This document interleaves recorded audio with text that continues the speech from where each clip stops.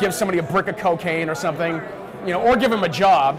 This Marquee Dragon video is sponsored by Shattered Crystal, game codes and items. Hello, I'm Marcus Eikenberry. I'm out here today at the Login Conference, and today I got Ralph Barbagallo. No. It's Ralph Barbagallo. Barbagallo. Yes. That sounds much better, actually. Right.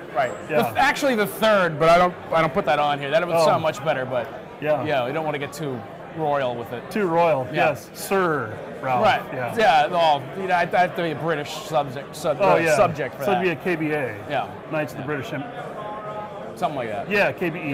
Yeah. So, Ralph, I see you at a lot of conferences. Right. And I never can figure out what you're doing. Right. So now that I got you here under the spotlight, I'm going to work this out. Okay. I'm going to figure out what the hell you've been doing. Okay. You seem to be successful at it, but what is it? I eat a lot of conference food. There's some bagels or whatever back there. That's I'm pretty successful The food, at. by the way, at Login is awesome all the time. Best conference food I've had. Well, okay. You don't agree? I mean, conference food, like best conference food. That's it's better than getting nothing. That's like being the best serial killer or something. Like, it's not really a good award to have. So okay, as the best conference food. Yeah. So now you how did you get started in the game industry? Well, Well, I've been in I guess technically this is my 15th year in the game industry, if you want to call it being in the game industry. But I was in college, and I sent a resume to a local game company called Papyrus, which isn't around anymore. I remember them. Yeah, these make racing games and stuff. Yeah. So that was my first job in the industry. Besides, I used to write for magazines and stuff before that, but I was getting a computer science degree at UMass, and then while I was in college, I got a job working at Papyrus as like a slave in the art department.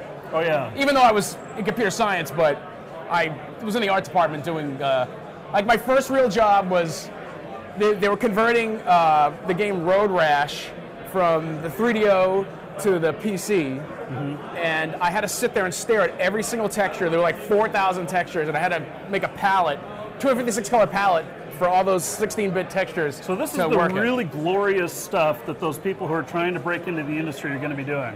It was fun. I mean, 4,000 of them? But it was like, literally like, there's this program called Debabbilizer that would do it for you.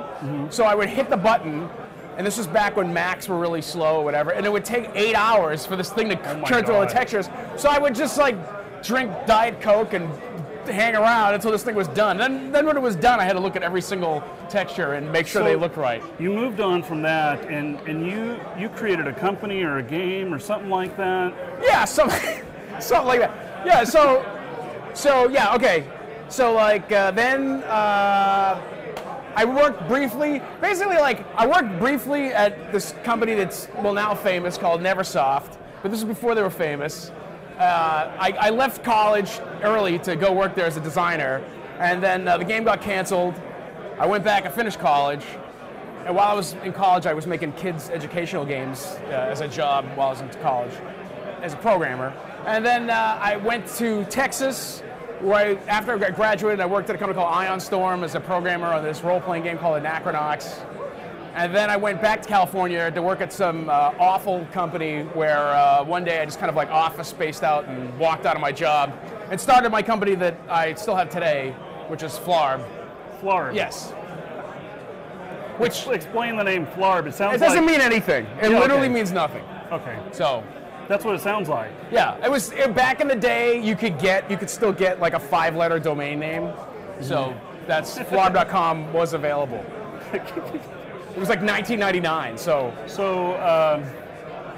you did have some success though. You've sold a few games. Yeah, like I started a cell phone game company when I walked out of my job one day after lunch, and I was like, I think there's going to be some money in these cell phone games. It was around 2001 or so, right?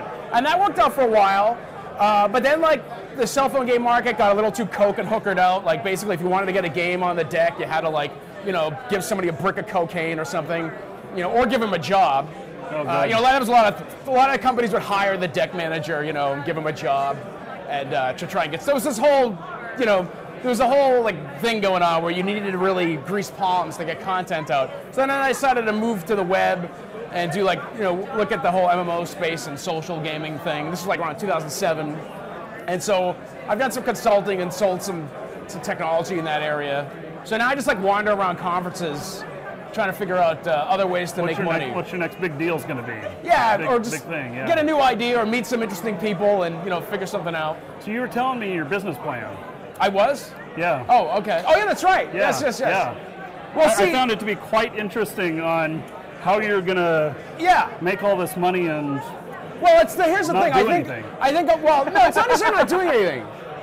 But the deal is this, like one thing I've learned in being in business for a while is that, like, you know, as an engineer originally, you know, we're a little too nerdy, we're a little too logical, and we, you know, when things make sense, we think they make sense for everybody. Like I know a lot of people who have meetings with executives, and they're like, oh, you know, well, I have this project and we said it was, you know, we had everything planned out, we had all the numbers, it was definitely going to make money, we were all going to be successful, it was going to be great, and they just wouldn't bite. And I was just, you know, after meeting with a lot of these types of people in my own business, I realized that, well, engineers would think that way because that's kind of logical. Mm-hmm. If you make this project, it'll make money. But the guy on the other end of the table doesn't necessarily give a shit about the success of the product because it has nothing to do with his salary. Oh, and he doesn't care about that. It's just about making money for the company. He doesn't even care about that because what he wants is, you know, he wants to get coked out and he wants to, you know, like bang a hooker or something. Like, these are the things that are important to these executives. They go to conferences because it's like a vacation. So when you figure that out, how do you use that to your advantage? Well, I'm a nerd. Like I don't really drink. Like I have no real social skills. So I'm not really, you know, at strip clubs. I have a suspension of disbelief issue with that. Like I'm not really good at that whole thing. So I need to hire like a complete alcoholic, drug addict, womanizer, and you know, you like wind them up. And you let them go out and hang out with all the publisher executives and stuff. They, you know, go snort coke or do whatever they do. Don't give him any operational authority because he's a junkie and he's just not really going to make the right decisions. Right. But he can get you a lot of business. So I'm out here at Login looking for a drug addict or an alcoholic or preferably a combination of the two. Yeah. Because I think that's your ultimate biz dev. There's not many of them here at this conference, but I have seen a couple. Right. I mean, that's the thing. Login actually is like informative. Like I go here because I actually like the lecture content, so it's really not the right place to find like, you know, a real true junkie. Right. I mean, not really a junkie. I guess a junkie would be not the right, because that implies heroin. High functioning. You need somebody, you need like a functional alcoholic, something like that. Oh goodness. Yeah. So, well, I wish you luck with your next endeavor here. Maybe. Oh, and they have to play golf. If I run into any, I'll make some introductions. Yeah, golf playing alcoholic womanizers. If you know any of them, it's a key to success. Everybody, like, it's better than an MBA. Don't bother with the MBA candidates. So you don't care about the degrees. You just because the guy needs to be able to network properly, and he can't do that unless he's properly socially lubricated. Yeah. That's awesome, man. All right, Ralph, thank you very much. Yeah, no problem. And everyone defines our lives, and everything we do we're lies. I know we'll be alright, 'cause we're here.